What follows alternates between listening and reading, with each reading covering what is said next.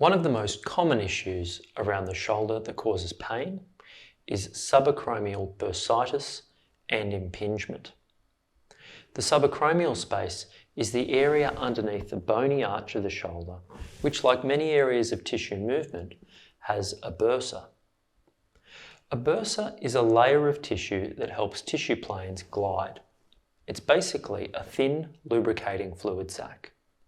Here, you can see an anatomical section of the shoulder with the ball and socket, the rotator cuff, and this layer of tissue that's easily seen here that helps it slide under the bony arch of the shoulder as you lift your arm up.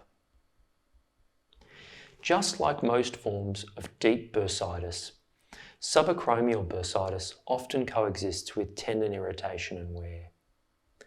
When the bursa becomes inflamed, it swells and it causes pain.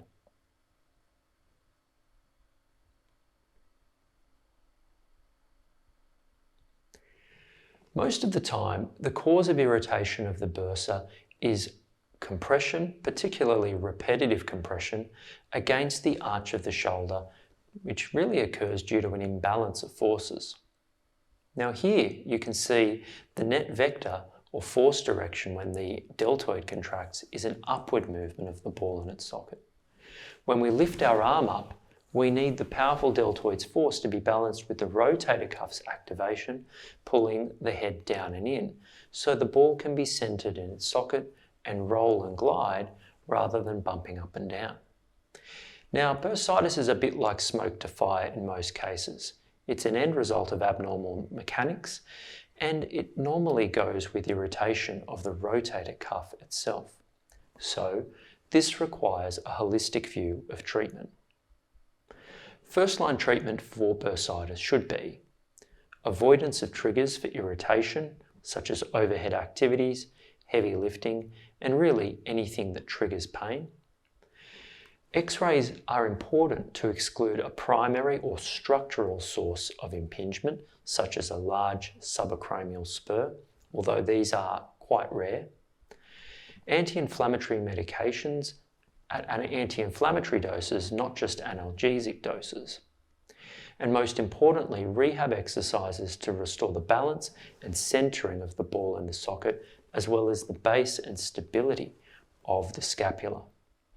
Escalation to a corticosteroid injection, which is a more potent anti-inflammatory medication, can be useful when patients are having great difficulty with getting rehabilitation progress.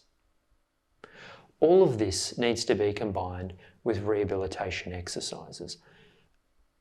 Injections on their own are never a good idea without maximising the potential for proper muscle activation. Unfortunately, the results of surgical decompression are controversial, with studies showing no long-term benefit of either open or keyhole debridement compared to an exercise-based approach at 2 and 3 years. If you have shoulder pain and impingement, see a health professional with expertise to get a diagnosis and targeted treatment plan. I hope you found this video useful. I create these educational videos to help empower patients by allowing them to understand their problem, treatment options, and the expected recovery.